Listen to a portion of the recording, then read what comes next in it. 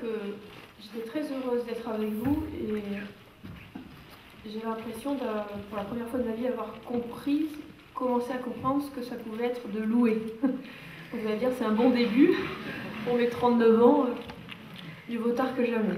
Donc je vais vraiment vous remercier de ça, c'est pour moi vraiment très important. Je compte beaucoup sur le temps d'échange, donc je vais essayer d'avancer relativement vite pour qu'on ait le temps d'échanger sur ce sujet important de l'éducation qui nous touche tous, comme parents souvent, parfois comme professeurs. Il y a sans doute des professeurs parmi vous, et comme enfants bien sûr. Donc nous allons essayer de penser ensemble l'éducation à partir de ce principe de subsidiarité. Donc je vais commencer par rappeler ce qu'est la subsidiarité rapidement, vous l'avez vu ces précédents jours, pour être sûr qu'on part bien de la même conception. Vous avez dû voir la définition de Pie XI dans Quadragesimo Anno. Je suppose, déjà, je vous la redis à toute fin utile. Donc c'est le fameux paragraphe 48. De même qu'on ne peut enlever aux particuliers, pour les transférer à la communauté, les attributions dont ils sont capables de s'acquitter de leur seule initiative et par leurs propres moyens, ainsi ce serait commettre une injustice en même temps que troubler d'une manière très dommageable l'ordre social que de retirer aux groupements d'ordre inférieur, pour les confier à une collectivité plus vaste et d'un rang plus élevé, les fonctions qu'ils sont en mesure de remplir d'eux-mêmes. L'objet naturel de toute intervention en matière sociale est d'aider les membres du corps social et non pas de les détruire ni de les absorber. Alors, je pense que vous avez déjà eu cette définition, mais enfin elle est quand même particulièrement claire. Je vais la reprendre à travers le catéchisme de l'Église catholique. C'est le numéro 1894, c'est en 3 lignes, très efficace. Selon le principe de subsidiarité, ni l'État, ni aucune société plus vaste ne doivent se substituer à l'initiative et à la responsabilité des personnes et des corps intermédiaires. Alors, corps intermédiaire, ça peut être l'entreprise, ça peut être toutes sortes de corps intermédiaires. Et saint Thomas d'Aquin aussi, comme toujours, qui a le sens de la synthèse, dans De Regno, chapitre 15, a cette manière extraordinaire d'expliquer le rôle des pouvoirs publics. Il dit, le rôle des pouvoirs publics, c'est de corriger s'il se trouve quelque chose en désordre, de suppléer si quelque chose manque, et de parfaire si quelque chose de meilleur peut être fait. C'est extrêmement efficace, là aussi, comme définition de la subsidiarité. Alors la question, c'est savoir si en matière d'éducation, on en est là ou on en est ailleurs. En tout cas, le principe de subsidiarité n'est pas un principe autosuffisant. Il apporte à la société dans la mesure où il est connecté au principe du bien commun. Et ça, je sais que vous l'avez vu avec Pierre-Yves Gomez et certainement les autres intervenants. C'est-à-dire qu'en fait, le principe de subsidiarité doit être subordonné au bien commun de la société temporelle, dont l'État est le promoteur et le garant. Pie XII, dans l'encyclique Summi Pontificatus de 1939, dit « C'est la noble prérogative et la mission de l'État que de contrôler, aider et régler les activités privées et individuelles de la vie nationale pour les faire converger harmonieusement vers le bien commun. » Là encore, on voit bien qu'il ne s'agit pas que l'État fasse, il s'agit que l'État canalise, organise, régule, perfectionne, supplée à titre exceptionnel. On voit bien qu'il faudrait savoir ce que c'est que le bien commun en matière d'éducation, et on voit bien que ce n'est pas si évident que ça, en tout cas personne ne nous en parle très clairement. Il faudrait donc prendre le temps personnellement de discerner ce qu'est le bien commun en éducation. On peut quand même se dire que c'est quand même fortement lié au bien de l'enfant. Et il faut se demander si le système éducatif tel qu'on le conçoit, il est vraiment au service prioritairement du bien de l'enfant, en tant qu'homme fait pour développer ses potentialités, sa liberté, aussi sa nature d'enfant de Dieu, et aussi en tant qu'homme sociable, bien sûr, le préparer à sa vie dans la société. Donc, est-ce que le système éducatif tel qu'il est constitué a une idée claire du bien commun, a une idée claire du bien de l'enfant, et met le bien de l'enfant au centre du dispositif? C'est quelque chose auquel on peut réfléchir tous. En tout cas, pour penser le système éducatif, si on pense le bien commun, si on pense le bien de l'enfant, on est bien obligé de réfléchir à ce que doit être la visée d'une société, à quel type de société on veut faire. On ne peut pas éduquer un enfant sans savoir quel type de société, qu'est-ce que c'est qu'un homme accompli. Vous savez, la païdéia grecque, c'était l'art de permettre aux hommes d'être pleinement hommes, d'être l'homme accompli. C'était ça l'objectif de l'éducation grecque. Eh bien, c'est encore notre objectif à nous. Si l'éducation est là pour faire un homme accompli, faut-il encore savoir ce que c'est qu'une vie accomplie. Donc on voit bien que la réflexion sur l'éducation nous pousse à une réflexion anthropologique et même métaphysique et même téléologique, c'est-à-dire liée à la science des fins. On voit bien que ça nous emmène très loin et on voit bien que dans une société sécularisée, ça va être difficile. On voit bien que dans une société qui n'arrive plus à s'entendre sur le bien qu'elle pourchasse, qui nie même la notion même de bien commun, le bien commun fait sourire quand vous l'utilisez, ça va être difficile. Et pourtant, si on n'est pas clair sur les fins, comment pourrait-on l'être sur les moyens? Alors, l'État a un rôle en matière de garant du bien commun, mais il faut faire attention à ce rôle de l'État. Il ne faut pas non plus exagérer ce rôle de l'État.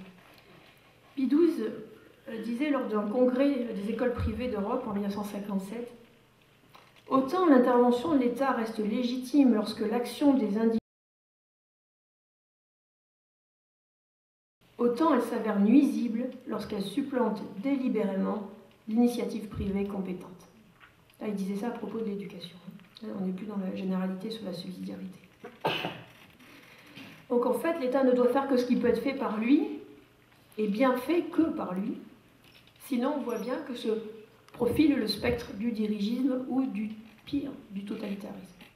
Et en matière d'éducation, on imagine bien ce que ça peut donner si l'État, en tant que monopole, est à la fois celui qui régule, qui décide des fins du projet et qui est l'opérateur.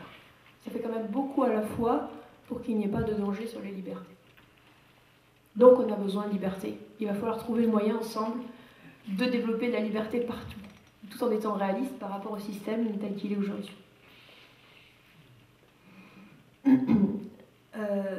L'État est légitime à intervenir en cas de suppléance, quand il y a une carence.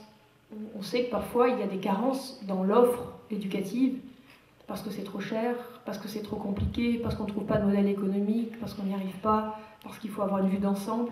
Là, l'État est compétent. Il est aussi compétent, bien sûr, pour les fonctions régaliennes, vous savez, police, justice, diplomatie, mais enfin, l'éducation n'a jamais été une fonction régalienne. Voilà, ça sera un scoop. Et le troisième cas, il est bien sûr légitime pour assurer une fonction d'harmonisation et de coordination. Et là, j'aime beaucoup la comparaison de Jean Housset dans un livre qui s'appelle L'Enjeu.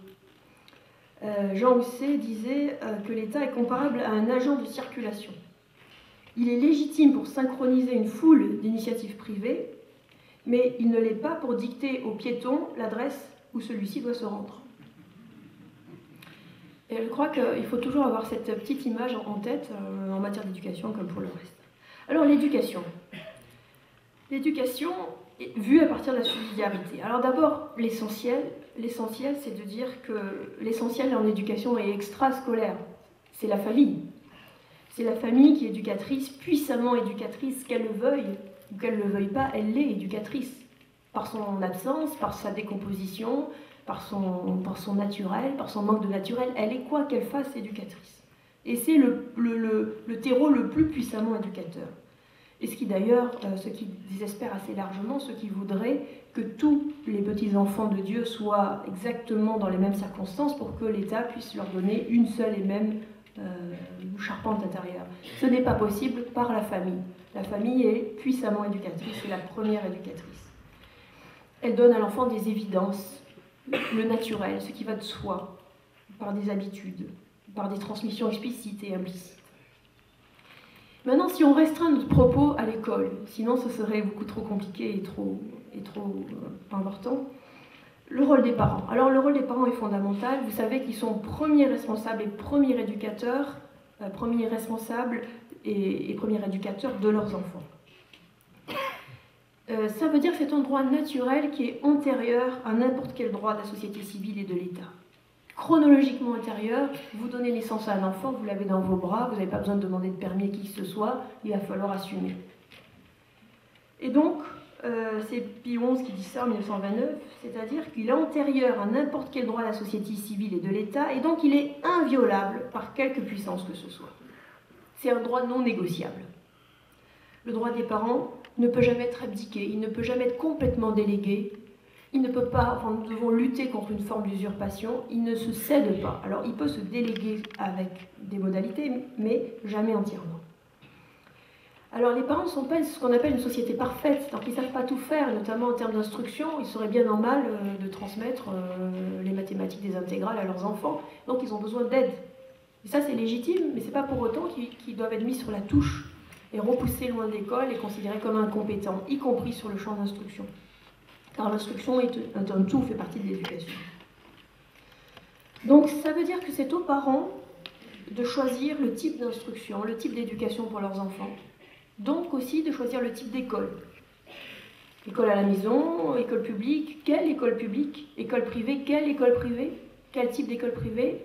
Et éventuellement quelle classe? C'est-à-dire que c'est important que les parents soient dans une situation où ils discernent ce qui est bon pour leur enfant, ils prennent le temps d'observer leur enfant, de se demander ce qu'ils veulent, et ensuite poser un choix. C'est quelque chose qui donc ne se délègue jamais complètement, et lorsque les professeurs interviennent, c'est toujours par délégation des parents. Et il est important que les professeurs en aient conscience. L'école tire son autorité de la délégation parentale en matière d'éducation. Et en matière d'instruction, sur le contenu même des savoirs, eh bien, l'autorité vient des sciences elles-mêmes, de la vérité elle-même, qui fait autorité. Mais en matière d'éducation, de manière générale, sur l'acte éducatif, on tire cette autorité des parents, en tant que professeur, en tant qu'institution scolaire. Et certainement pas d'une habilitation de l'État. Donc là aussi, il faut voir un petit peu par rapport au système actuel si on est vraiment en situation de le faire.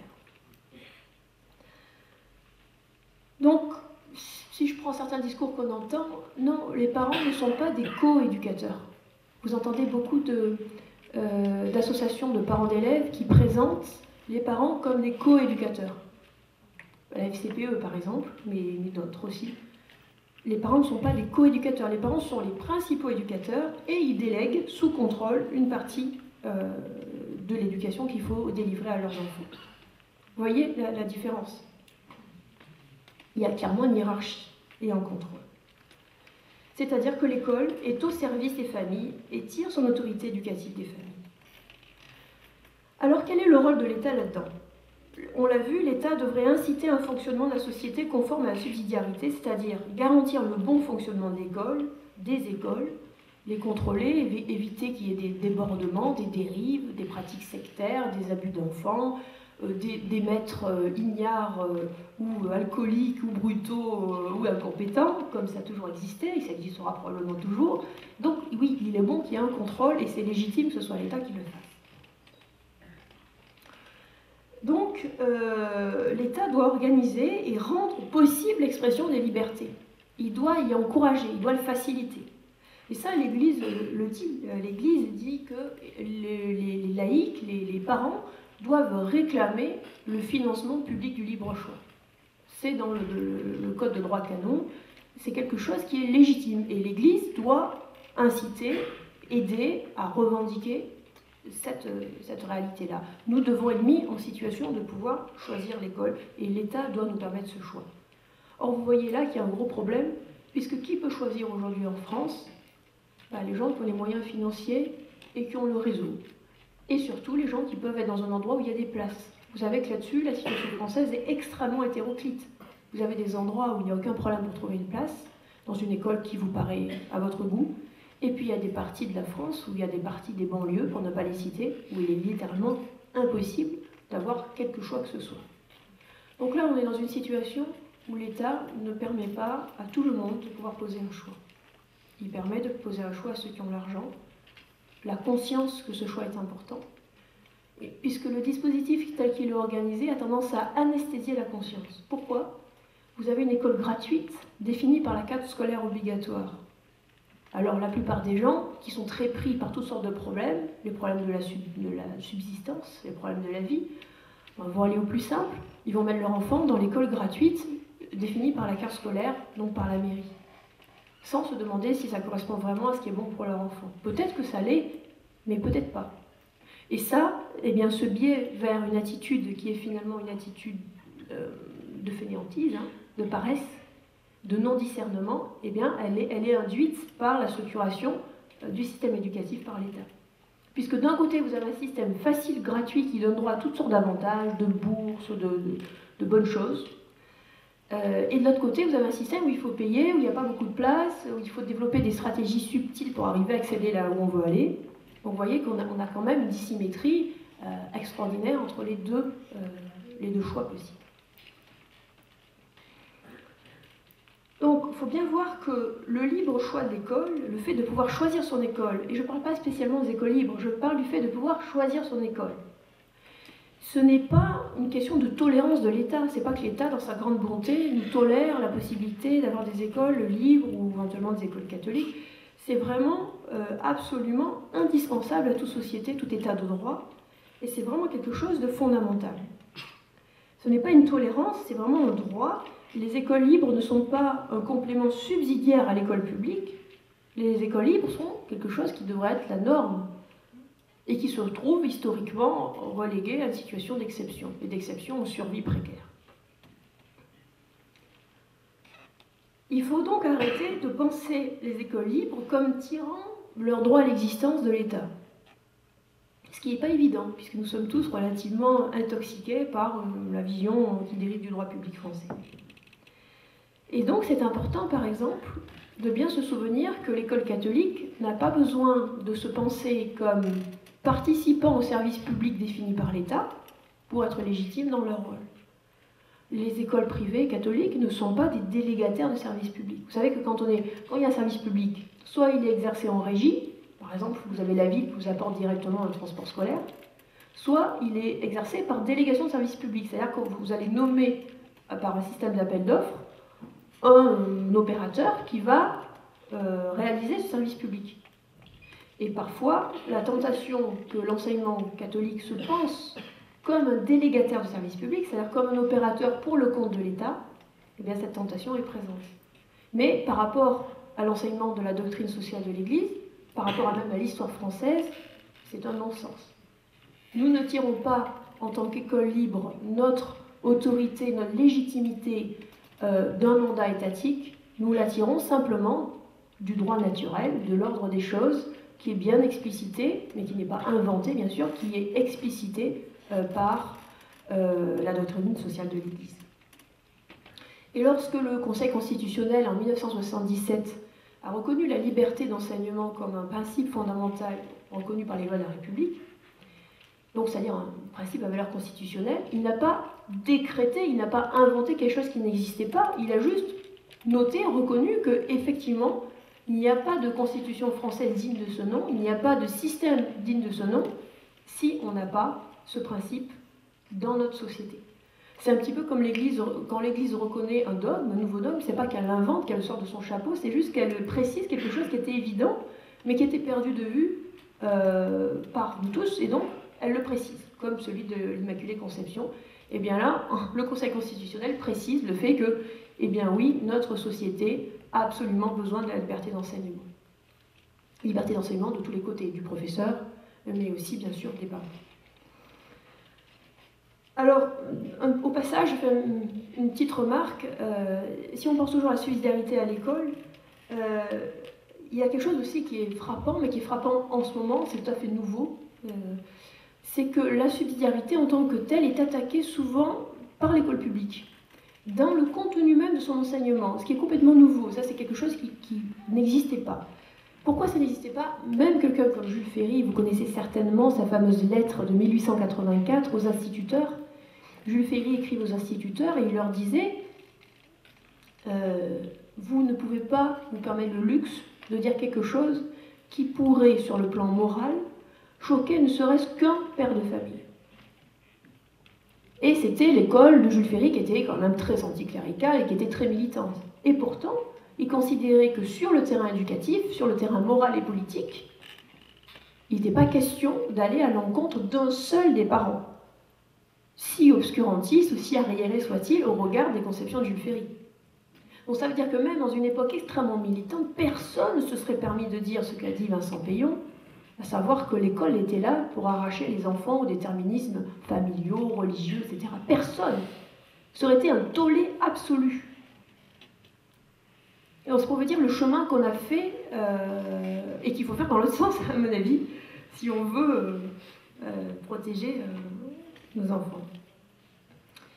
Et donc, l'école se retrouve à attaquer sans arrêt la famille et les corps intermédiaires, sous prétexte de faire l'apologie de l'égalité homme-femme, de la liberté des individus. On se retrouve, par exemple, dans une logique où souvent on refuse de transmettre l'histoire nationale, où on refuse de transmettre l'idée d'un amour, de respect privilégié pour l'histoire nationale. Elle est diluée dans toutes sortes de formes d'histoire. On va enseigner, par exemple, l'Empire malien du XVIIIe siècle, et on n'enseignera pas vraiment dans la continuité de l'histoire française.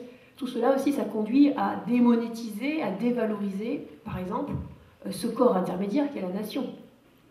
De même, on va démonétiser la famille en présentant la famille comme le lieu qui va véhiculer des idées arriérées en matière d'orientation sexuelle, et donc, ou des idées un petit peu arriérées en matière religieuse. Donc, on voit que l'école publique aujourd'hui, à mon avis, ça ne sera pas éternel si on se réveille et si on manifeste et on proteste. Enfin, l'école publique aujourd'hui, y compris dans son contenu, sape la subsidiarité. Donc, je crois que c'est important d'essayer de transformer notre regard et nos habitudes sur les questions d'éducation et de réinvestir le champ éducatif en tant que famille, en tant que société civile, en tant que professeur. Alors, essayons de voir comment on peut réinvestir tous ces espaces. Et je ne veux absolument pas cantonner mon propos à la seule école privée, c'est vraiment où qu'on soit dans le public, qu'on soit parent, qu'on soit professeur, dans le privé, dans le hors contrat, qu'on fasse l'école à la maison, dans toutes ces situations-là, il y a matière à réinvestir le champ éducatif. Alors je voudrais faire un petit détour par la raison de la subsidiarité. Pourquoi, d'où vient la subsidiarité? La subsidiarité, elle découle de la dignité de la personne humaine. Parce que la personne humaine est faite à l'image de Dieu. Et Dieu nous a fait libres et moralement responsables de nos actes pour que nous puissions être libres de l'aimer et de le servir. Et c'est parce que nous sommes libres et moralement responsables, et que Dieu a bien voulu, comme on l'a vu tous ces jours derniers, a bien voulu ne pas tout faire lui-même, il a voulu avoir besoin de nous et nous laisser cette liberté, eh bien c'est vraiment de cette dignité de la personne humaine que découle la liberté. Et du coup, de la subsidiarité. Et du coup, on voit vraiment le lien avec l'éducation, puisque l'éducation, c'est l'art de faire advenir les enfants à leur liberté, à la liberté qu'ils portent en eux. C'est l'art de les rendre capables de vivre et d'assumer cette liberté. Évidemment, il faut les préparer. C'est pas du tout simple de savoir que faire de la liberté. Et donc, les deux sujets sont complètement connectés. Dieu nous invite à la confiance, à la responsabilité. Il remet au contraire à chaque créature les fonctions qu'elle est capable d'exercer, aux parents, aux professeurs. Donc nous devons imiter dans la vie sociale, nous devons imiter dans le système scolaire éducatif ce comportement de Dieu, plein d'égards pour la liberté humaine. Alors les parents, j'ai déjà un petit peu abordé, eh bien ils ont le droit de choisir librement leur école. Et donc il me semble que là-dessus, on peut se mettre à agir pour le vivre quotidiennement, personnellement, et aussi sur un plan politique, si on en a la capacité. Que dit le Code de droit canon? Il dit « Les parents ont le devoir et le droit de choisir les moyens et les institutions par lesquels, selon les conditions locales, ils pourront le mieux pourvoir à l'éducation catholique de leurs enfants. » Bon, j'insiste sur le « selon les conditions locales ». Tout est une question d'observation du contexte et de ce qu'on peut faire avec ses enfants. Et là, on est dans une situation où on est face au chantage financier de l'État. Et on est face à la pénurie orchestrée par l'État. Une pénurie sans aucune base légale au passage. Parce qu'en 1985, il y a eu la loi de finances rectificative qui a dit que le privé sous contrat ne pouvait représenter que 20% des effectifs. Mais dès l'année d'après, il n'y avait plus aucune base légale. C'est devenu une espèce de pratique qui se reconduit de gouvernement en gouvernement. La droite fait 21%, la gauche fait 18%. De toute manière, on reste sur les 20%. Et on a peur de déterrer l'âge de guerre, ou plutôt on fait semblant qu'on déterrait l'âge de guerre si on permettait à l'enseignement libre d'aller au-delà de ces 20%. Alors ça dépend complètement des régions. Hein. Pour ceux qui sont bretons, c'est 40%. Donc, mais c'est au niveau national. Et le grand drame de cette affaire, c'est que vous avez aujourd'hui à peu près 40% d'enfants en échec scolaire à la fin du primaire. Entre 25 et 40% selon le degré qu'on veut bien admettre. Et puis vous avez à peu près 12% d'illettrés parfaits à 17 ans lorsqu'ils font le test à l'armée. Donc on peut quand même se demander si l'absence de diversité, en dehors des questions religieuses, si l'absence de diversité dans ce qui est proposé dans le type d'école n'a pas quelque chose à voir avec cet échec de masse. Est-ce qu'un système a le droit de produire 40% d'enfants en graves difficultés scolaires sans s'interroger sur son mode de structuration?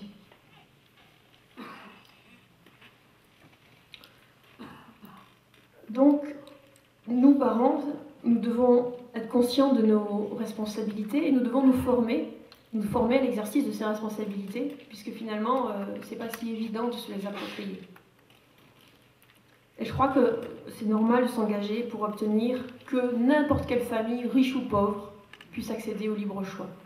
Par la Fondation, nous hébergeons différentes fondations. Nous avons une fondation dont vous avez peut-être entendu parler qui s'appelle la Fondation Espérance Banlieue. Et cette fondation ouvre des écoles en banlieue, des écoles qui sont des écoles libres qui sont ouvertes aux enfants les plus défavorisés, en général massivement musulmans, et qui sont en recherche d'une éducation solide et respectueuse de leur unité d'homme, de petit homme, c'est-à-dire le fait qu'ils ont le droit à avoir une foi, ils ont le droit à avoir une famille, ils ont le droit à la respecter, en être fiers, et en même temps ils ont besoin d'apprendre ce qu'est la France et ce qu'est la culture française. Et par exemple, je crois que c'est important qu'on puisse s'engager en tant que chrétien pour ouvrir ces écoles là où il n'y en a pas. Il faut voir que dans la plupart des banlieues françaises un peu difficiles, il n'y a quasiment pas d'écoles privées.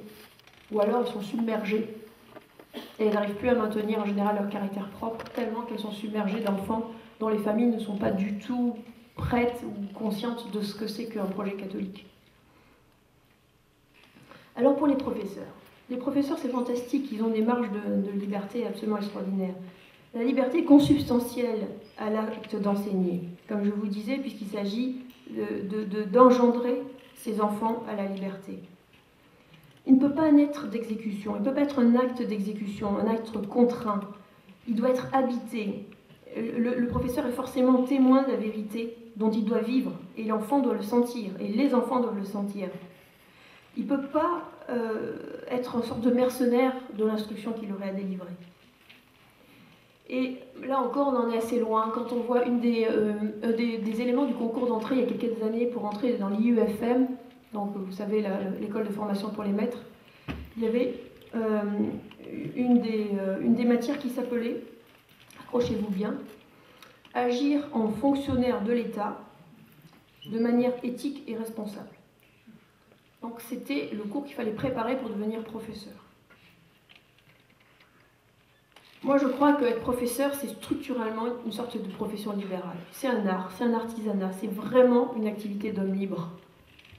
Alors après qu'il y ait un statut qui serve à protéger le professeur contre des pressions extérieures, c'est sûrement une bonne chose. Que ça soit bien que le professeur n'ait pas à se préoccuper de sa fin de mois et qu'il soit sûr d'être payé, c'est une très bonne chose. Mais de là à se penser prioritairement en fonctionnaire de l'État alors qu'il s'agit de former les esprits des enfants dans leur capacité à adhérer, à connaître et à aimer la vérité, c'est quand même pas tout à fait la même chose.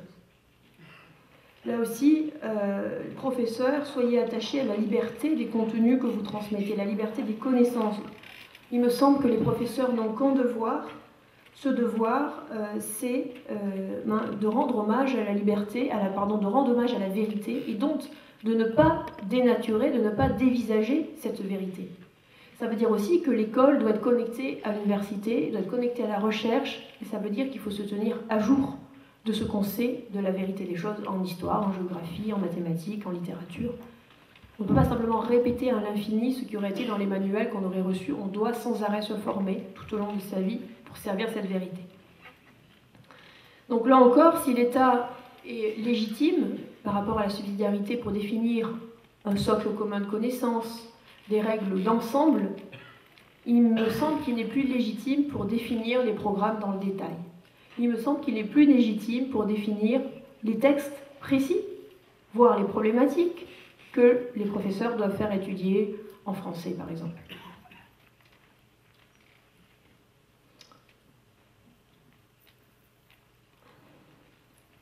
Donc, la société civile, quant à elle, la société civile, tous les autres corps intermédiaires, les entreprises, les collectivités locales, eh bien là encore pour elle, c'est un champ à investir, en toute responsabilité, sans scrupule, sans fausse honte d'intervenir dans ce secteur. Il y a eu toute une tradition en France d'écoles patronales, par exemple d'écoles d'entreprise, dont personne n'a eu à rougir. Aujourd'hui, il existe par exemple Schneider a une école en matière d'énergie, il y avait les fameuses écoles Michelin, il y a eu des écoles dans le nord de la France. Les entreprises s'étaient investir dans le champ éducatif et elles apportaient aussi quelque chose. Je voudrais citer au passage, juste pour que vous puissiez vous y intéresser si vous en avez le temps par vous-même, il y a par exemple le cas des écoles de production. Les écoles de production sont des écoles qui sont en même temps des entreprises. C'est comme des écoles professionnelles, mais c'est 10 fois plus performant parce que les enfants sont directement placés en situation de satisfaire et de répondre à des clients véritables au prix du marché. Donc beaucoup d'enfants qui ne supportent plus le contexte éducatif classique se retrouvent d'emblée, à l'âge de passer le BEP ou le CAP, ils se retrouvent d'emblée dans une logique qui est purement professionnelle, avec des professionnels à traiter des vraies commandes. Il suffit de taper école de production sur Internet, vous trouverez. C'est un exemple, par exemple, de réinvestissement responsable de l'entreprise à la hauteur de sa responsabilité sociale. Et l'Église, bien sûr, j'en parlerai peu parce que je ne suis pas la mieux placée, mais l'Église, mater et magistrat, évidemment, elle a un rôle évident dans le domaine spirituel et elle a un rôle aussi pour susciter l'offre scolaire, pour être sûr qu'aucun de ses petits-enfants ne manque d'un accès à la vérité. Qu'aucun de ces petits-enfants ne manque d'un accès à la connaissance. Car il n'y a pas une plus grande pauvreté, il n'y a pas une plus grande injustice que de priver les enfants d'accès à la vérité. Est-ce que l'Église, mater et magistrat, mère et professeur, est-ce qu'elle peut se résoudre à n'enseigner qu'une minorité de 20% des enfants en France? C'est la question. Vu la préférence qu'elle a pour les pauvres, vu la mission que le Christ lui dit, allez enseigner toutes les nations, est-ce qu'elle le peut? J'en ai discuté avec Monseigneur d'Agen, qui me disait, il a écrit, que pendant 30 ans, l'Église s'était détournée de l'école catholique. Largement, les évêques s'étaient détournés de l'école catholique. Elle était mal aimée. Elle était mal aimée parce qu'elle était perçue comme une structure bourgeoise pour bourgeois, donc inutile. Après tout, on se disait que l'Église avait qu'à avoir de bonnes aumôneries et qu'elle pouvait très bien envoyer tout le monde à l'école publique avec des bonnes aumôneries, et que c'était très bien. Et puis petit à petit, quand même, 30 ans sont passés et la plupart des évêques, et nous tous, nous sommes rendus compte que ça ne marchait pas bien. D'abord parce que la société est de moins en moins chrétienne, et puis parce que, comme l'a dit sur tous les tons Benoît XVI, il y a une articulation entre la foi et la raison. Et lorsqu'on abandonne la formation de la raison, eh bien, le surnaturel n'a plus de base saine sur laquelle se greffer. Lorsque la capacité à la raison, la capacité constitutive de l'homme est dénaturée, le surnaturel ne trouve plus un terrain solide pour croître. Et c'est pour ça que l'Église a toute sa place et que les écoles catholiques ont toute leur place, y compris sur le plan profane, y compris pour enseigner des mathématiques ou de la géographie. Non pas qu'il y ait des mathématiques catholiques, il n'y a pas de mathématiques catholiques, mais il y a une cohérence catholique. Et il y a une incohérence anti-catholique. L'enfant a incroyablement besoin de cohérence dans la mesure où le monde est incroyablement incohérent et complexe. On est entouré de contradictions de tous côtés, souvent à commencer par sa propre famille. Alors s'il n'y a pas un effort de cohérence entre la famille et l'école, et entre l'école et l'Église et l'école et la foi, alors là, ça fait vraiment beaucoup de perturbations dans un mode qui est déjà extrêmement compliqué. Et comment s'unifier là-dedans? Comment trouver la paix? Comment unifier sa vie avec des bases pareilles? Donc tout ça fait que, heureusement, l'Église s'est rappelé que, enfin c'était pas toute l'Église, mais en tout cas il y avait un grand mouvement de désintérêt pour l'école catholique. En tout cas, ce grand désintérêt est passé. Mais entre-temps, l'école catholique a beaucoup évolué et forcément elle est dans un état qui n'est pas forcément très facile aujourd'hui à remettre sur les bonnes bases. Notamment, je donne juste un exemple de l'évolution qui n'est pas forcément optimale de l'enseignement privé catholique, c'est que toute la technocratie, les infrastructures, dont les directions diocésaines, les FNOGEC, les UROGEC, tout ça s'est développé, alors que ça devait être au service des écoles. Parfois, la dynamique s'est presque inversée. Et parfois, on perd de vue que la cellule, exactement comme la famille est la première cellule éducative, eh bien, au niveau de l'école, la première cellule, à part la famille, c'est l'école, c'est l'établissement. L'établissement est le bon échelon pour prendre des décisions. Et quand il y a des besoins de coordination ou de mise en commun, alors là, on remonte. Mais pas dans l'autre sens. Par exemple, c'est au directeur d'école de choisir son équipe de professeurs. À personne d'autre. Comment pourrait-il faire s'il n'a pas choisi les gens avec lesquels il va travailler pour mener à bien un projet cohérent?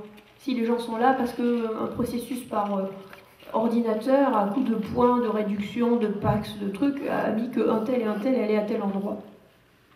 C'est comme ça que ça se passe, pour le privé comme pour le public aujourd'hui. C'est une inhumanité institutionnalisée. Il faut revenir à une pratique de la subsidiarité où le directeur, qu'il soit dans le public ou le privé, c'est pas la question, hein, où le directeur choisit son équipe. Vous imaginez un capitaine de navire qui a un équipage qui n'est absolument pas recruté, où personne n'a l'intention particulièrement de travailler ensemble, et qui en plus n'est pas d'accord sur la destination finale. Ça fait beaucoup, hein. Alors heureusement, il y a des professeurs fantastiques qui arrivent à sauver et à faire le mieux, et parfois des choses extraordinaires là où ils sont. Heureusement, la grâce, elle est partout. Et heureusement que tout n'est pas aussi rationnel que ça. Mais si les professeurs arrivent à faire des choses extraordinaires, malheureusement, c'est plus contre malgré le système, si j'ose dire, que grâce au système.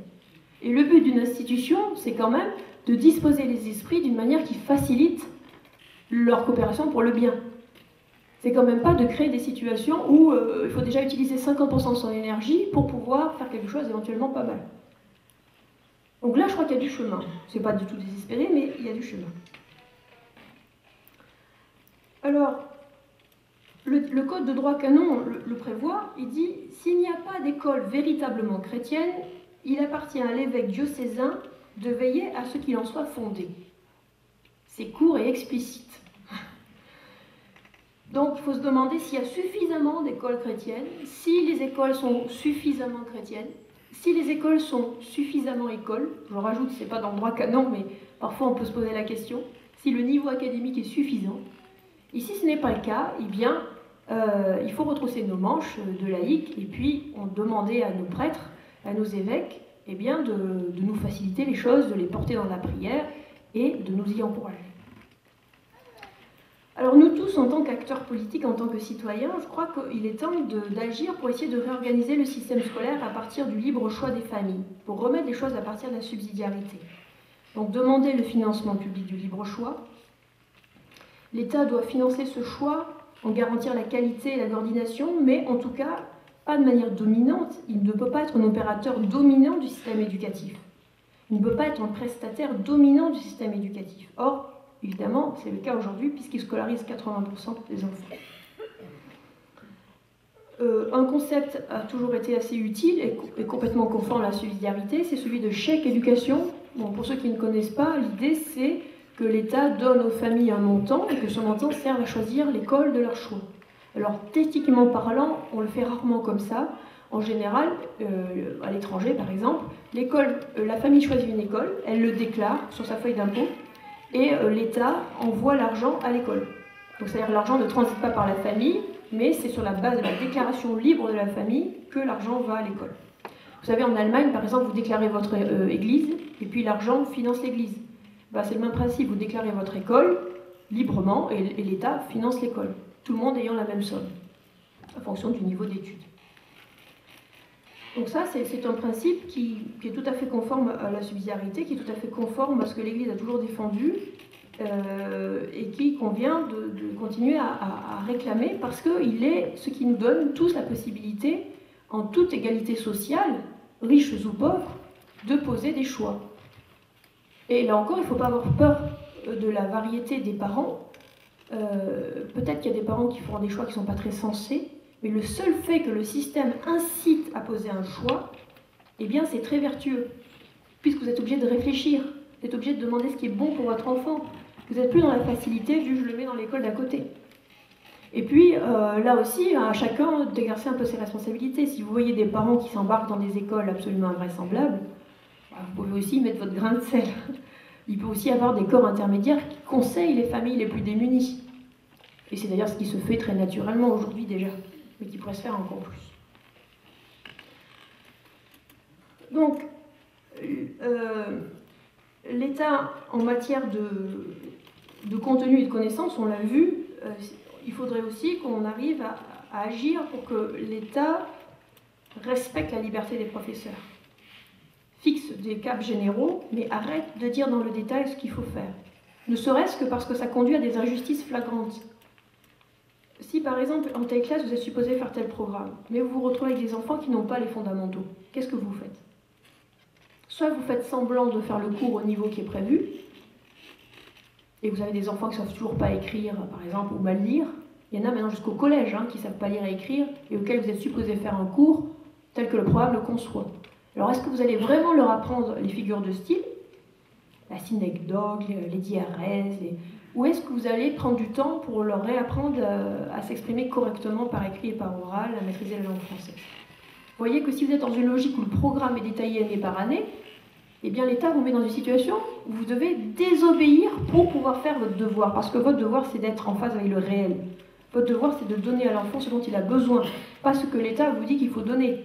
Si c'est pas lire, c'est pas la peine de lui faire un cours sur Shakespeare, vous allez d'abord lui apprendre à lire. Et ça, tous les amis professeurs que j'ai sont tous confrontés à ce problème, où qu'ils soient. Sans arrêt, on leur demande de faire des cours qui sont parfaitement inadaptés aux besoins de l'enfant. Donc il faut faire confiance aux professeurs. Il faut les aider à se former mieux, parce qu'ils sont complètement abandonnés à eux-mêmes. Il faut qu'ils se forment toute leur vie, il faut qu'ils puissent collaborer entre professeurs, échanger des bonnes pratiques entre pairs, mais il faut leur faire confiance. Je ne vois pas comment une école pourrait reposer sur un autre principe que sur la confiance dans les professeurs. Choisir son école, mais faire confiance aux professeurs. Il faut aussi qu'on aide l'État à revenir à sa place lorsqu'il vient s'ingérer sur le terrain de l'éducation ou de la politique. Lorsqu'il prétend éduquer les consciences, lorsqu'il prétend se faire maître de l'intériorité, des perceptions, des représentations, lorsqu'il prétend redresser les idées préconçues. Je l'ai évoqué tout à l'heure, toutes ces questions-là doivent éveiller notre vigilance. Lorsque le relativisme religieux est inculqué à l'école à cause d'une approche horizontale et indifférenciée de toutes les religions, les convictions et philosophies, quand tout est mis sur le même pied à l'école, avec l'ère du spectateur à la pipe, comme disait Bertolt Brecht, avec une espèce de distanciation critique, c'est évident que c'est extrêmement difficile pour le jeune enfant de vivre personnellement sa foi. Ça ne veut pas dire qu'il ne faut pas avoir une connaissance scientifique précise des autres religions, c'est certain, mais ça dépend comment on le fait.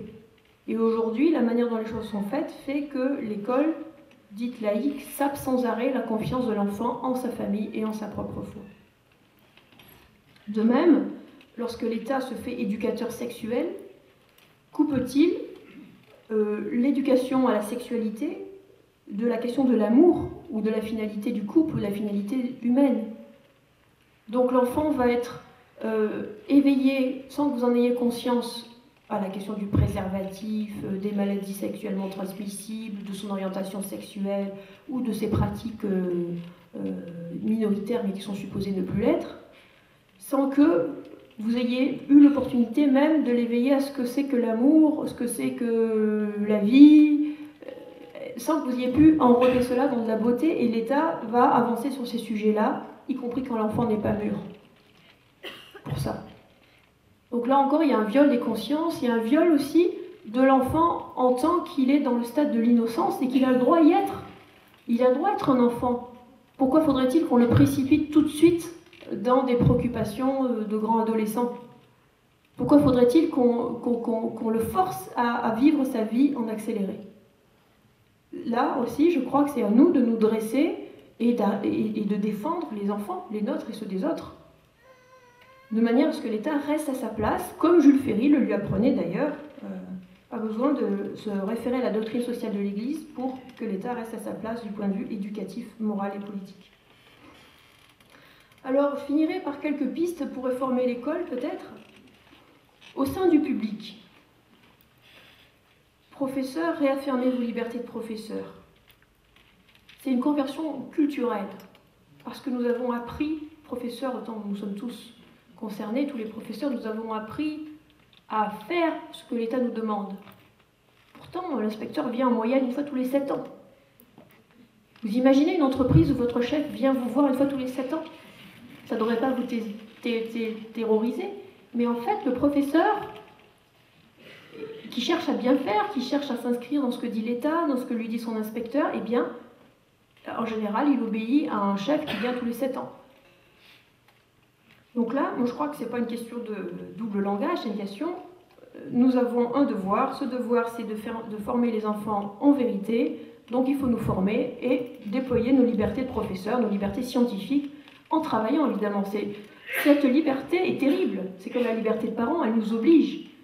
Et donc, à nous de nous en montrer dignes, à nous de travailler, de collaborer avec les autres, de nous former pour être à la hauteur de cette liberté.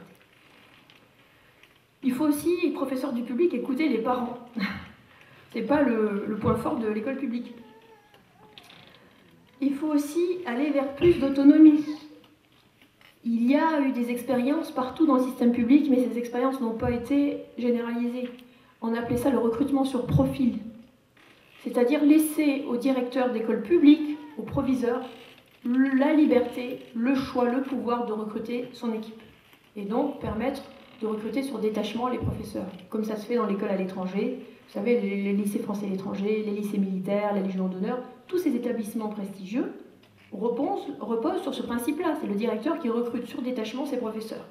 Donc à droit constant, sans rien changer à la loi, on peut le faire. Donc ça, c'est vraiment fondamental.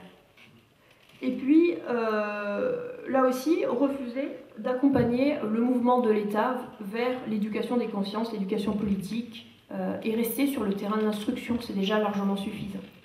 Voilà, me semble-t-il, quelques pistes pour les professeurs au sein du public. Au sein du privé sous contrat, eh bien, il y a de merveilleuses marges de manœuvre. Alors, exploitons-les. Exploitons ces marges de manœuvre. Je vous en donne quelques-unes. Les manuels scolaires sont libres. Pourquoi ne pas créer de nouveaux manuels scolaires? On peut les créer sur Internet si l'argent nous manque. Mais créons des manuels scolaires qui soient conformes à la vérité, qui soient conformes à une anthropologie saine. Créons des manuels scolaires en économie qui ne soient pas marxistes. On est malheureusement encore dans des manuels scolaires. Je ne sais pas si vous avez fait l'effort de regarder les manuels scolaires, mais c'est très rare de trouver un manuel d'économie qui vous explique comment on produit la valeur ajoutée. En général, on passe directement au chapitre comment on la partage, on la redistribue. Donc c'est emblématique, si vous voulez. Et la manière dont l'entreprise est montrée, c'est toujours montré de manière extrêmement négative. C'est le grand Satan, le grand capitaliste sans visage. Il y a différentes entreprises, il y a des moyens de faire une entreprise humaine. C'est aussi à nous, dans l'économie, de rappeler les bases de ce qu'est l'entreprise, de ce qu'est une entreprise humaine. Donc là, par exemple, rien que sur les manuels, il y a vraiment beaucoup de choses à faire. Sur la formation des maîtres, pareil. On peut très bien faire autrement que ce qu'on fait aujourd'hui. Il y a eu les accords Langue-Cloupet en 91-92 qui fait que l'école privée sous contrat a décidé de collaborer très étroitement avec les IUFM au point de ne quasiment plus former leurs propres professeurs. Là aussi, c'est réversible. Il est temps de former ces professeurs, de nouveau. Quand même, on a combien de siècles d'éducation chrétienne? Quand vous pensez à la richesse qu'on nous envie dans le monde entier, la plupart des congrégations enseignantes sont françaises. Les jésuites, les eudistes, les oratoriens, les frères Quatre-Bras, les frères écoles chrétiennes, j'en passe et des meilleurs, quasiment tous les ordres sont français. Même l'école publique, quand elle s'est créée, vous savez par exemple, l'école primaire privée, elle est inspirée de qui d'après vous? Publique. Vous savez quel est le modèle? C'est les frères des écoles chrétiennes. C'est l'école des frères des écoles chrétiennes qui a donné le modèle pour l'école primaire. L'école primaire. Et l'école secondaire, vous connaissez le modèle? C'est les jésuites et les oratoriens. Donc les premiers livres qui ont été faits, les premiers livres publics, ont été que des livres catholiques, des instituteurs, où on transformait Dieu en raison ou nature. Et c'était du copier-coller. Et les pratiques ont été directement inspirées, évidemment, de la tradition chrétienne. Donc, c'est quand même invraisemblable, avec la tradition qu'on a, qu'on nous envie dans le monde entier, de se mettre à la remarque d'un État qui lui-même est historiquement l'héritier de notre propre source. Est-ce que ça ne serait pas le moment aussi de redécouvrir ces grandes traditions dont on est fiers, qui ont fait tant de saints et tant de héros français aussi? Donc est-ce que ce n'est pas le moment de redécouvrir nos grandes traditions chrétiennes? Et là encore, c'est possible. Il existe encore des congrégations, il y a encore temps de remonter, mais dans 10 ans, 20 ans, ça sera fini. On est vraiment à un moment charnière où si on ne passe pas le savoir-faire, il restera quelques thésards en bibliothèque pour arriver à exhumer des pratiques qui seront mortes. Tandis que si on ne bouge encore maintenant, il reste encore des pays où ces pratiques sont mises en œuvre et où on peut encore reprendre des traditions, des grandes traditions, comme la tradition dominicaine, jésuite ou eudiste, pour les actualiser et les inculturer à notre époque, mais quand même en reprendre le génie. Alors, c'était quelques exemples. Et bien sûr, le recrutement des professeurs, il faut absolument recruter les professeurs sur profil, c'est-à-dire laisser les directeurs recruter leurs professeurs dans l'enseignement privé sous contrat, c'est évident. On peut aussi, et c'est le troisième point, créer des classes ou des écoles libres de leur fonctionnement. Alors, vous savez que quand vous créez une école, elle est hors contrat. C'est la loi qui le prévoit. Pendant 5 ans, elle n'a pas de financement, et puis si elle n'est pas morte, l'État envisage éventuellement de commencer à lui donner quelques subsides. Mais en pratique, il oublie, ou il ne veut pas, ou il traîne. Donc vous en avez pour 10 ans avant de pouvoir espérer avoir un petit peu d'argent. Et encore, c'est si vous ne faites ombrage à aucune école dans le coin qui pourrait avoir peur de perdre un contrat, puisque l'État est arrivé à faire un système de jeux à somme nulle, ce qu'on appelle les jeux à somme nulle en économie, c'est-à-dire qu'il n'y a pas moyen d'élargir le gâteau, vous partagez le gâteau à l'infini. Donc quand une école se crée, évidemment les écoles existantes se disent « zut, mon contrat, elles vont me le piquer ». Vous imaginez déjà l'ambiance que ça va créer. Alors qu'une société, c'est normal qu'elle crée des écoles. L'école, la création d'une école, à chaque fois que vous avez quelqu'un, je sais pas, un être qui a une vision, un entrepreneur, quelqu'un qui a une vision philosophique, quelqu'un qui a quelque chose à dire pour faire court, il y a un moment ou un autre, il en vient à dire « il faudrait créer une école ». C'est quelque chose de complètement naturel, ça a toujours été comme ça dans le monde entier, c'est comme ça dans le monde entier. Et nous, en France, on voudrait être complètement conservateur. On voudrait dire, il y a le réseau actuel tel qu'il est, et c'est tout. C'est quand même bizarre, ce conservatisme. Pourquoi ne pas laisser un espace où des écoles nouvelles se créent? C'est évident qu'il faut innover, c'est évident qu'on est dans un contexte où l'accès à la culture, le monde du travail, l'éducation, tout a changé. Donc on ne voit pas par quel miracle l'école ne devrait pas changer. Mais pour changer sans risque, il faut laisser des expérimentations locales. Si d'un coup on décide par décret que tout le monde change, c'est un drame. Regardez ce qui s'est passé avec les rythmes scolaires. C'est emblématique. Il suffisait de laisser les écoles expérimenter dans leur coin une souplesse, et puis après on aurait publié un rapport sur ce qui paraissait les meilleures pratiques, et chacun se serait inspiré librement de ce qui paraissait les meilleures solutions. C'était évident comme manière de fonctionner. Eh ben non, avec notre espèce de centralisme bureaucratique à la française, on a préféré imposer ça à tout le monde, et résultat, c'est un fiasco sans nom. Ah bah bon, je finis ma parenthèse. Je laisse un peu aller. Donc, j'ai bientôt fini, hein, ne vous désespérez pas. Donc, ce que je voulais dire, c'est qu'en fait, il est possible de créer des classes. Vous savez que le hors contrat, ou le contrat, c'est par classe. Quand on dit qu'un établissement est sous contrat, en fait, c'est un abus de langage. C'est un établissement qui est à 100% sous contrat ou qui est à 80% sous contrat. C'est-à-dire que les classes sont sous contrat.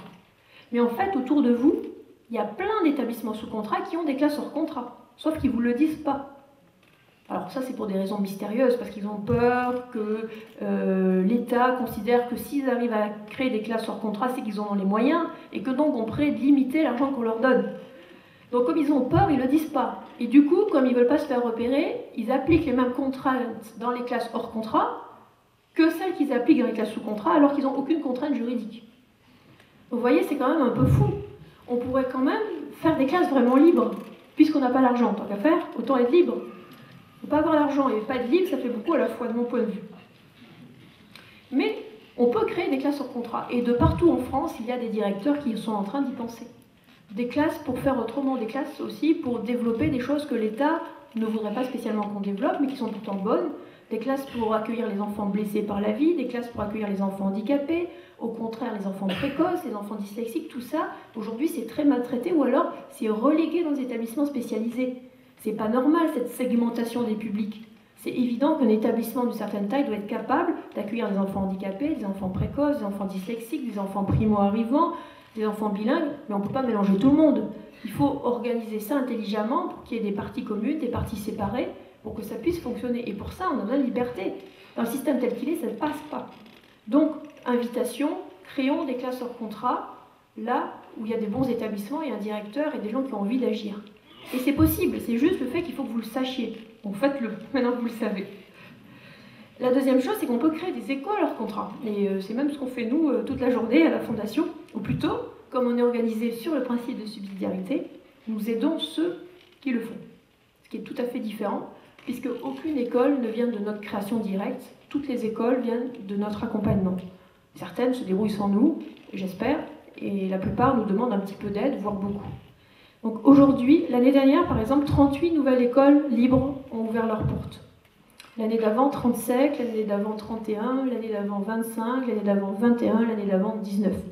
Donc, vous voyez qu'il y a une progression. Et cette année, il se passait quelque chose d'absolument invraisemblable. Alors, elles n'ouvriront pas toutes, c'est évident, parce que sinon, bon, ça serait extraordinaire, mais ça serait aussi un peu inquiétant, parce que certaines sont quand même pas très solides.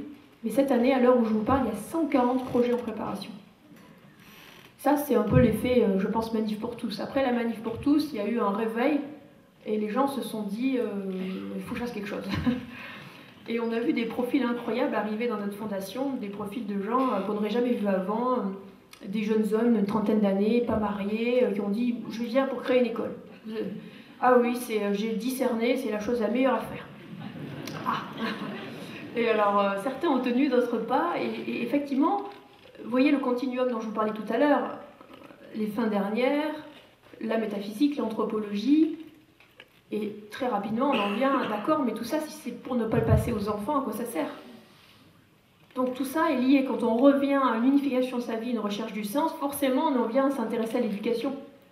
Il n'y a pas un seul philosophe qui ne soit pas intéressé à l'éducation, c'est pas pour rien. Et en général, les grands théologiens se sont intéressés à l'éducation. Vous prenez saint Thomas, des magistraux, vous prenez saint Augustin, des magistraux, c'est normal. Voilà. Donc, qu'est-ce qu'on peut faire? Quelle piste pour demain? Si on pouvait inventer, évidemment déjà il ne faut pas faire, c'est pas table rase, mais admettons qu'on puisse dire, qu'on puisse faire un vœu de quelque chose qui soit à la fois réaliste et audacieux. Ça sera mon dernier point. Eh bien, il me semble qu'en plus de ce qui existe déjà, sans toucher à ce qui existe déjà, en plus des écoles publiques, en plus des écoles sous contrat catholique, sous contrat pas catholique, puisqu'il y en a aussi, vous savez, sous contrat laïque ou bien d'autres religions, musulmanes, protestants, il y a des écoles musulmanes sous contrat. Et bien en plus des écoles existantes, on pourrait demander la création d'écoles qui ne seraient ni publiques ni privées, qui seraient des écoles un peu de nouveau genre, un peu inspirées si on veut des charter schools américaines ou des free schools britanniques ou d'autres écoles qui existent, c'est-à-dire que tout part de la demande des familles. Vous savez ce que la loi Debré avait appelé le besoin scolaire reconnu. Il est tellement reconnu que l'État ne le reconnaît pas. Mais enfin, il y a en général des besoins. Et lorsque les familles manifestent un besoin, lorsqu'il y a une attente pour un projet, eh bien, on peut créer une association comme les OGEC. Et cette association, elle peut écouter un certain nombre de directeurs potentiels, voir leur projet, voir le projet qui requiert le plus leur adhésion, l'adhésion des familles, et lui donner un mandat pour développer une école. Et donc ce directeur-là, il va recruter son équipe. Et l'idée, c'est que l'école reçoive des financements au prorata du nombre d'élèves. Et pour que ça coûte moins cher à l'État, parce qu'aujourd'hui, il faut que l'État fasse des économies sérieusement, vous savez qu'aujourd'hui, l'État consomme dans l'éducation nationale plus de la totalité de l'impôt sur le revenu. Donc, c'est absolument pas susceptible de durer dans le temps. On ne peut pas rester sur la situation actuelle, ça ne peut pas marcher. Donc, si on met un système où l'État octroie 75% du coût actuel d'un enfant dans le public à ces écoles qui se créent, on peut avoir une certitude de réduction du coût pour l'État, et donc pour nous tous, et en même temps un système qui marche dans le bon sens, c'est-à-dire que ça part de la demande des parents, mais c'est fait par des pros. Les pros sont des professeurs qui se réunissent autour d'un directeur qui, sur la base d'un projet, eh bien, construit une école. Au niveau des programmes, on peut très bien prendre les programmes de l'éducation nationale avec une marge de 20% pour adapter et compléter, et c'est tout à fait possible. Et puis, au niveau donc, du recrutement, on peut recruter comme on veut, ou si on veut, par détachement d'école publique, ou sur la base d'un diplôme précis, type une licence ou un master, pourquoi pas, si on veut monter jusqu'au master. Donc ces types d'écoles, vous voyez, aujourd'hui dans le contexte, si elles viennent s'installer en plus des écoles existantes, il faudrait qu'elles soient non confessionnelles, parce que le pouvoir politique n'acceptera jamais qu'elle le soit, tellement il est tétanisé face à la montée des écoles musulmanes. Mais ce n'est pas un problème en soi, là aussi, n'ayons pas peur. Il suffit d'adosser à chaque école une aumônerie, une formation religieuse bien faite systématiquement, dans les mêmes locaux, avec une équipe identique ou différente. C'est absolument pas compliqué, simplement ce qu'il faut, c'est avoir des gens bien formés. Et là, on en revient toujours au même problème, aujourd'hui, on ne les a pas vraiment. On n'a pas vraiment de professeurs bien formés, et on n'a pas vraiment des gens spécialisés dans l'éducation religieuse qui soient bien formés.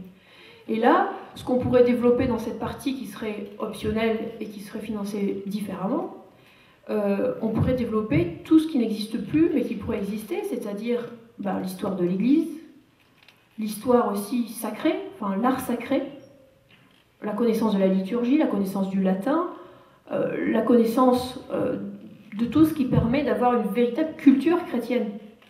Et aujourd'hui, on fait du catéchisme, mais on ne fait plus tout ce qui va autour. Il n'y a plus d'initiation au beau.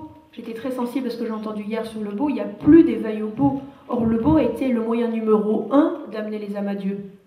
Et là, il n'y a plus rien. Et souvent, c'est quand même assez sinistré. Esthétiquement, l'Église aujourd'hui en France est quand même largement sinistrée, et d'un point de vue esthétique. Donc là encore, on a un boulevard devant nous, de manière à développer, nous, catholiques, une esthétique qui soit magnifique et qui soit digne de ce qu'on cherche à faire et de la route qu'on cherche à montrer aux enfants. Donc voilà quelques pistes. Je crois aussi qu'il faut absolument investir les banlieues, investir les endroits où les enfants sont le plus en souffrance, le plus à l'abandon. C'est ce que nous essayons de faire à travers notre fondation abritée Espérance Banlieue. Je vous invite à regarder Espérance Banlieue sur Internet. Si vous avez des jeunes, des enfants qui sont en âge de faire des stages ou qui veulent voir ce que c'est, ils sont les bienvenus.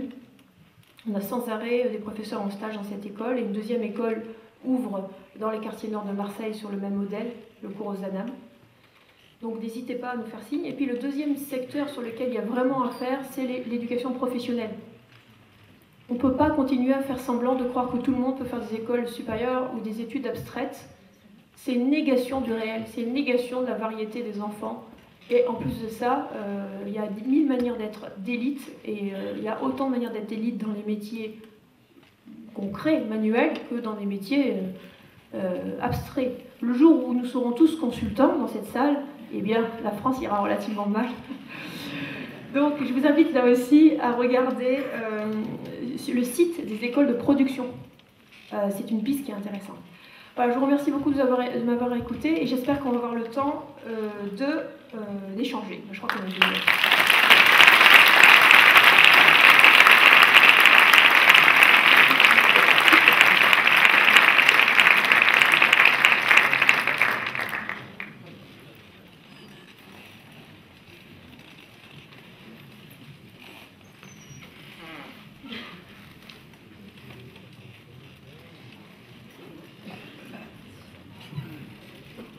Bonjour, je suis orthophoniste en libéral dans la banlieue de Lyon, auprès de familles défavorisées. En fait, il y en a beaucoup qui viennent de pays étrangers.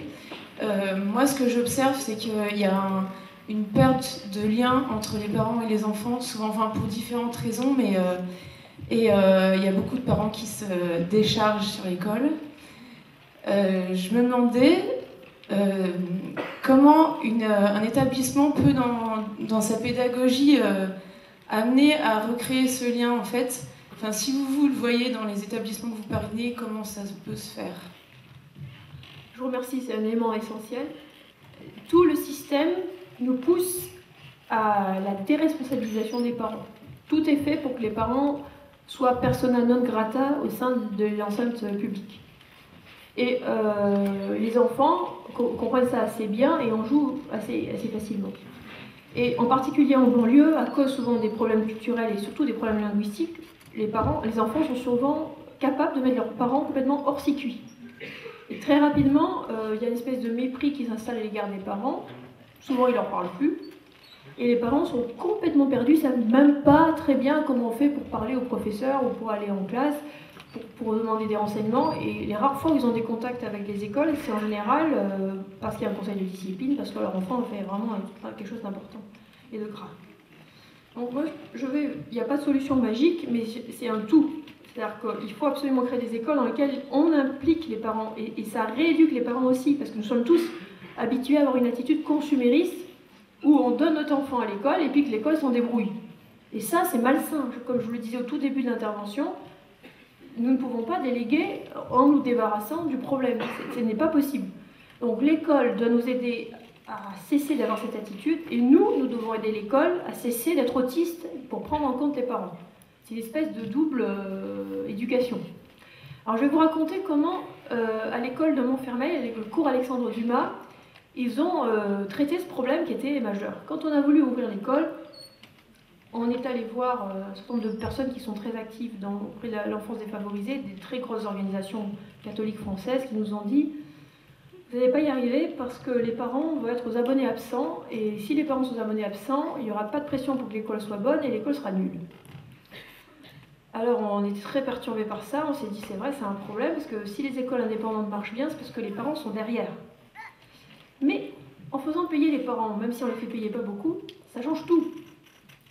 Il faut un effort financier, et donc déjà ils suivent beaucoup plus. Je pense que si des gens faisaient payer un petit peu tous les parents des enfants qui vont à l'école publique, ils n'auraient déjà pas la même attitude. Première petite chose. Deuxièmement, Albéric de Serran, le directeur du cours Alexandre Dumas, a mis en place une manière de faire complètement inédite et très étonnante, où il est arrivé petit à petit à réapprendre aux parents la parentalité et à remonter l'estime des parents dans l'esprit des enfants. Alors déjà, tout bêtement, quand les enfants se permettent en classe de parler mal de leurs parents, ou de dire « oui, mais de toute manière, moi, mon père », systématiquement, tout le corps enseignant leur tombe dessus. C'est-à-dire qu'on ne permet pas une attitude de désinvolture ou de condescendance à l'égard des parents. Premier point, c'est tout bête, mais c'est déjà important. Deuxième point, lorsqu'un enfant a fait quelque chose de très bien ou de très mal, le directeur ou le professeur envoie un petit SMS aux parents tout de suite. Et en fait, les parents le savent tout de suite. Donc en fait, les parents ne peuvent pas être mis hors circuit. Et il y a une conversation informelle, bon, il y a des carnets de correspondance, mais en fait ils sont très peu utilisés, tout est très informel, et sans arrêt il y a une conversation, ce qui fait que votre fille a été épatante aujourd'hui, excellente attitude, ce qui fait que quand l'enfant arrive, tout de suite il est accueilli à la maison, bravo, le directeur m'a félicité, etc. Donc ça change tout. Vous voyez, c'est tout bête, hein, c'est un SMS, c'est 3 mots, hein, c'est très bonne attitude en maths aujourd'hui, paf. Autre chose, quand il y a un problème, et ça c'est quand même très étonnant, et en plus à l'école de Montfermeil il y a tout le temps des problèmes, parce que c'est quand même très difficile, eh bien le directeur convoque les parents viennent, et puis ils discutent ensemble du problème, ils cherchent une sanction qui pourrait être bien adaptée à l'enfant. Une fois qu'ils ont trouvé la sanction, ils appellent l'enfant rentre dans la pièce, et au étonnement, il voit ses parents et le directeur du côté du bureau du directeur, tous les deux côte à côte. Alors déjà, ils sont un peu surpris. Et alors, le directeur fait un discours un peu général sur l'importance, enfin, un discours où il représente un petit peu le bien commun.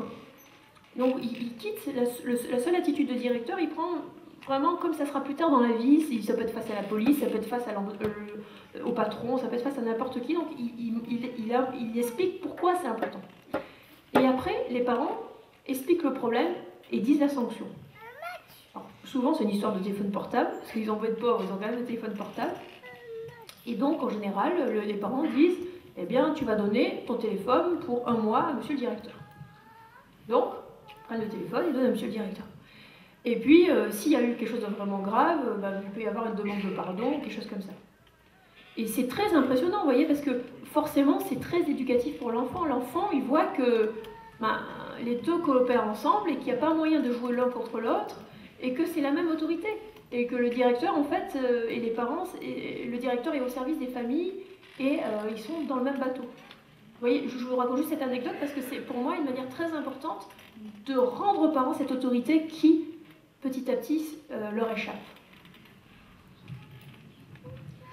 Bonjour. Voilà, Jean-Louis Zimmermann. Donc j'ai une demoiselle de 14 ans qui a fait des établissements privés. Et j'ai eu le plaisir pour l'école primaire d'inviter le corps enseignant à expérimenter ce qui se pratique couramment en Finlande, qui est l'apprentissage avec les cartes heuristiques. Alors chez moi, c'est un grand dada. On est dans une époque de complexité. Je pense que le savoir transmis par bloc me pose question parce qu'on a beaucoup trop d'informations à gérer. Et je pense qu'il est nécessaire très tôt de permettre aux enfants, pour nos futurs universitaires ou étudiants, etc., à faire des connexions avec tout le savoir qu'ils ont en parallèle, chez eux, à la maison, etc. Donc ça, c'est la première chose. La deuxième, je suis assez frustré de voir que c'est trop tardivement qu'on fait, en l'espace de quelques demi-heures, des initiations à la méthodologie. Et je suis effrayé de voir, par exemple, que les professeurs ne sont pas sensibilisés aux découvertes d'Antoine Lagarandrie sur les formes de mémorisation. Et ça me rend malheureux parce que je suis obligé de passer des heures et de batailler avec ma petite demoiselle pour l'aider à remonter la pente sur les techniques de mémorisation, d'apprentissage, de structuration de savoir, alors que pour moi, ça devrait être des dizaines d'heures qu'on dégagerait pour bâtir les adultes de demain qui n'arrivent pas à se structurer par faute d'avoir été structurés en amont. Qu'en pensez-vous ? Alors là, vous êtes sur le terrain de la pédagogie, qui est un terrain que je n'ai évidemment pas abordé puisque ce n'était pas directement le sujet.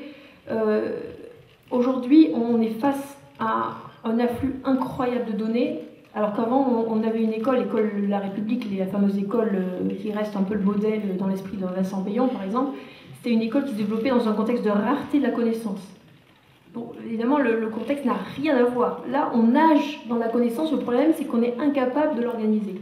Donc, le cœur du métier, rapidement, ça doit être d'apprendre à hiérarchiser, à classer, à catégoriser, à organiser, à relier. Voilà. Et donc, le métier de l'école a complètement changé. Donc, je vous rejoins complètement, et les cartes heuristiques, c'est très intéressant. Je rebondis aussi sur l'intervention précédente, et c'est un peu lié. Quand vous avez commencé à parler de la Finlande, je pensais que vous alliez parler de ça. Aussi, par rapport le rapport aux parents, je vous citerai une école indépendante qui est bien connue, qui s'appelle Atmer, les cours Atmer, je ne sais pas si vous connaissez. Donc, il y a une école en présentiel, puis une école à distance. Et bien, dans l'école en présentiel à Paris, Madame Atmer avait une tradition qui existe encore aujourd'hui, c'est que tous les samedis matins, les enfants ont cours en présence de leurs parents. Vous imaginez aussi la révolution que ça constitue? Essayez de mettre les pieds dans la classe de vos gamins dans une école, vous allez voir. Voilà. Il n'y a pas 50 manières de restituer la confiance réciproque, c'est d'être transparent sur ce qu'on fait. Et le deuxième point que vous avez dit, alors nous avons le nom a été un petit peu écorché tout à l'heure, nous avons une faculté privée qui s'appelle l'ILFM, l'Institut Libre de Formation des Maîtres. Alors j'ai apporté un peu de documentation, après n'hésitez pas à m'en demander. Donc cette faculté libre de formation des maîtres, elle fait travailler beaucoup à la méthodologie, à toutes les techniques d'apprentissage, et bien sûr, elle met en œuvre et elle enseigne ce que Antoine de Lagarandrie avait appris. Et d'ailleurs, on a eu la chance d'avoir des conférences données par Antoine de Lagarandrie dans le cadre de notre institut. Et comme on a fait le choix du numérique très tôt, absolument toutes nos conférences sont enregistrées. Donc en fait, nos élèves peuvent accéder à tous les cours depuis la création. Et donc faire des parcours individuels en fonction de ce qui les intéresse. Donc oui, c'est évident qu'on ne peut pas continuer à faire comme si tous les enfants étaient capables d'apprendre de la même manière. C'est absolument faux. D'abord, on sait très bien que les hommes et les femmes, globalement, ne fonctionnent pas de la même manière au niveau du cerveau. On sait, par exemple, un truc tout bête, on sait qu'il faut parler plus fort aux garçons qu'aux filles. Alors, s'ils sont mélangés et que vous n'en tenez jamais compte, ben, c'est un problème. je vais vous donner ce petit exemple. On sait, par exemple, quand vous faites une analyse par IRM et que vous colorisez les zones du cerveau mobilisées, vous avez un garçon et une fille qui résout un problème de maths, eh bien, ils ne vont pas mobiliser les mêmes parties du cerveau alors qu'ils auront le résultat avec la même vitesse. Donc tout ça, c'est quand même dommage de ne pas en tenir compte. Sans être scientiste, hein, je n'adore pas la science en tant que telle, mais je veux dire, il faut quand même être curieux, se tenir au courant, voir ce qui se passe, pourquoi ça marche différemment dans d'autres écoles. Pourquoi on ne s'inspire pas plus de ce qui se fait à l'étranger? Je vous donne un exemple, le Japon. Au Japon, ils commencent l'année à faire, en grande tenue, ils sont tous habillés en uniforme, ils commencent l'année à faire un voyage dans le Japon. Tous ensemble, ils vont voir les grands monuments historiques, et donc ils fédèrent leur classe autour d'un amour partagé de leur pays. C'est tout bête, mais je veux dire, pourquoi on ne le fait pas au lieu de faire des classes de neige qui sont parfois un peu... Pourquoi on ne fait pas juste souder la classe par le beau? Exactement ce que disait la jeune femme hier, apprendre à se découvrir, à s'écouter, à s'apprécier en partageant une expérience d'admiration en fait. Voilà une expérience de plus qu'on pourrait apporter. On peut apporter plein de choses, sauf qu'on est crispé sur notre modèle franco-français et on n'arrive pas à en bouger. Merci pour votre exposé. Avec des arguments très convaincants sur la nécessité de liberté, de pouvoir choisir librement son école, avec des arguments aussi très convaincants sur il ne devrait pas y avoir de micromanagement. Et puis, il y a aussi la difficulté concrète du bien commun. J'ai des amis qui ont des enfants qui étaient dans une école dans laquelle il y avait de moins en moins d'investissement des parents. Il y avait de plus en plus la proportion d'enfants culturellement défavorisés, des immigrés, était de plus en plus importante. Et à un moment donné, ils se sont vraiment longuement posé la question du bien de leur enfant. Et avec un peu de déchirement, ils l'ont mis dans le privé. Et déchirement, parce qu'ils avaient le sentiment qu'ils abandonnaient, finalement, ils laissaient un système qui, finalement, allait se paupériser. Alors, vous avez évoqué le principe de réalisme. Dans une société, il y a des parents qui sont prêts à s'investir, d'autres qui ne sont pas prêts à s'investir, et ça ne changera jamais. Et il y a des enfants culturellement favorisés, d'autres culturellement défavorisés. Et le bien commun, c'est peut-être quand même d'essayer de rassembler tout le monde. Alors, comme je reviens, on voit bien l'avantage, le principe de liberté qui consiste effectivement à laisser un choix, mais il y a un risque quand même, à un moment donné, qui est finalement deux systèmes, un système qui serait performant et un système qui ne le serait pas. Et ça peut conduire à une fracture de la société qui est potentiellement mortelle pour la société. Donc voilà, c'est un vrai sujet. Alors, derrière, il y a toute la problématique de la réforme de l'éducation nationale qui est un très très vaste problème. Voilà. Je vous remercie aussi, c'est un élément absolument essentiel sur lequel on a beaucoup travaillé. La première des choses, c'est si on repart du bien commun.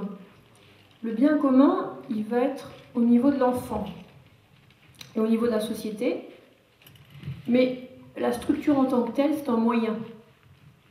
Donc à partir du moment où une école est arrivée à un tel degré qu'on ne voit pas, à vue humaine, en tout cas à vue suffisamment rapide, comment on pourrait la remonter, je pense qu'on a le devoir de la quitter, mais en emmenant un maximum de gens pour leur proposer quelque chose de mieux, en essayant d'éviter de la quitter tout seul.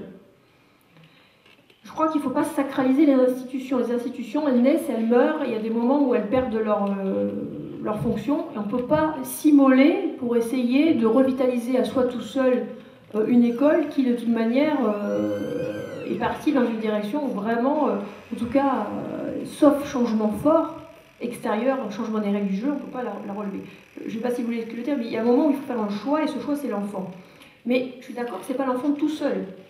Donc ça nous transforme en militants. C'est-à-dire que si on estime que l'école est tellement dégradée qu'on a attiré notre enfant de là, eh bien, il faut être logique. En bonne logique, il faudrait aussi qu'on convainque les autres de faire la même chose.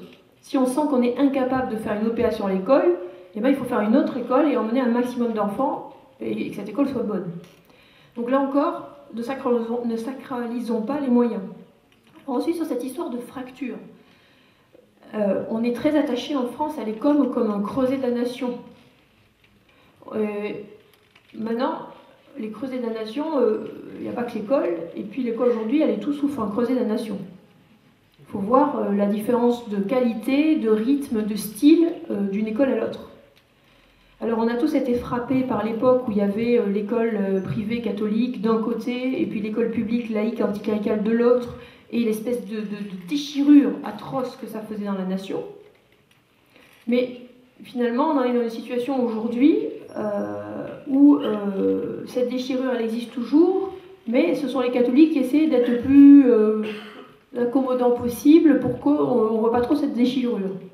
Alors moi, je crois qu'il ne faut pas s'occuper de tout ça. Il ne faut pas se préoccuper de tout ça. À la limite, ça nous dépasse largement. Il faut faire le bien là où on peut le faire, au niveau où on peut le faire. Et c'est ce que disait Marthe Robin, et dans la mesure où on en sent la nécessité. Et le reste, ça nous dépasse largement. À chaque fois qu'on peut prendre 10 gamins qui étaient perdus dans une école et leur donner un ami dans une école différente, eh ben, ça suffit. Le reste, ça nous dépasse. Après, il me semble que plus on développe des établissements qui sont dignes de ce nom-là, que ce soit dans le sous-contrat, dans l'orchestra, dans l'école publique, peu importe, mais à chaque fois qu'on arrive à faire un bon établissement, eh bien, c'est la meilleure chance qu'on donne à une réforme du système d'ensemble, par un aiguillon extérieur. On voit très bien que toutes les réformes depuis 30 ans, elles fonctionnent de haut en bas. C'est l'État, l'inspection d'académie, qui essaie d'impulser des réformes. Et systématiquement, ça ne fonctionne pas. Le seul moyen d'arriver à sortir l'école du magma dans lequel elle est tombée, c'est de libérer le système pour que ce soit les établissements eux-mêmes qui fassent les réformes. Tant que l'État n'aura pas fait ça, le système continuera à s'autodétruire. Donc on ne va pas sacrifier les enfants dans l'espoir de maintenir une éducation nationale. Moi, ça me paraît vraiment impossible. Une dernière question très courte et une réponse courte. Non, en fait, non. S'il y a quelqu'un une question, c'était juste une réflexion, une idée par rapport à ce qu'avait dit la précédente personne sur cette question de fracture, en se disant voilà, il y a ceux qui pourront courir vite, qui auront un truc super, et puis ceux qui n'auront pas les moyens de s'intéresser, qui resteront tributaires de quelque chose de cassé. On pourrait peut-être imaginer un financement de l'État inversement proportionnel à la feuille d'impôt. En gros, enfin, je sais pas. Du coup, il y a plus risque de fracture, entre guillemets. Oui, Feuille d'impôt des parents. Bon, aujourd'hui, il y a une fracture, puisque ceux qui peuvent et qui savent mettre leur enfant dans le privé, sous contrat, ou le privé hors contrat, ça dépend, ou dans les quelques bons établissements publics en ayant la bonne adresse, et puis ceux qui ne savent pas ou ne peuvent pas ben, sont relégués dans ce qui reste. Et le système est suffisamment pervers parce que non seulement c'est ce qui se passe, mais en plus de ça, les gens qui ont un discours qui expliquent que c'est très mal d'aller en dehors de l'école publique, eh bien ces gens-là sont les premiers à mettre leur enfant dans l'école privée. Donc ils mettent leur enfant à l'abri et puis ils font en sorte qu'il n'y ait aucune concurrence pour être sûr de continuer à avoir cette situation de rente. Vous voyez, on a un système qui est vraiment fondé sur l'hypocrisie, qui est particulièrement tordu, hein, où on a la nomenclatura qui nous explique que c'est très très mal de mettre son enfant dans le privé, qui le fait et qui refuse le seul dispositif social qui permettrait qu'il n'y ait aucune rupture sociale et que tout le monde puisse choisir, qui refuse le financement public du libre choix. Donc c'est quand même incroyable et qui arrive à nous culpabiliser quand on essaie de sortir nos enfants du magma pour au moins les sauver. Donc on est dans une situation qui est complètement invraisemblable. Je crois que c'est très important d'arriver à en prendre conscience et de renvoyer les élus à leurs responsabilités. Dès qu'ils ouvrent le bec, d'accord, où sont vos enfants? Moi j'ai été auditée X fois à l'éducation nationale, non pas à l'éducation nationale, à l'Assemblée nationale, et à chaque fois, quand ils commençaient vraiment à m'énerver, je leur disais très bien, où sont vos enfants? Et là j'avais la paix.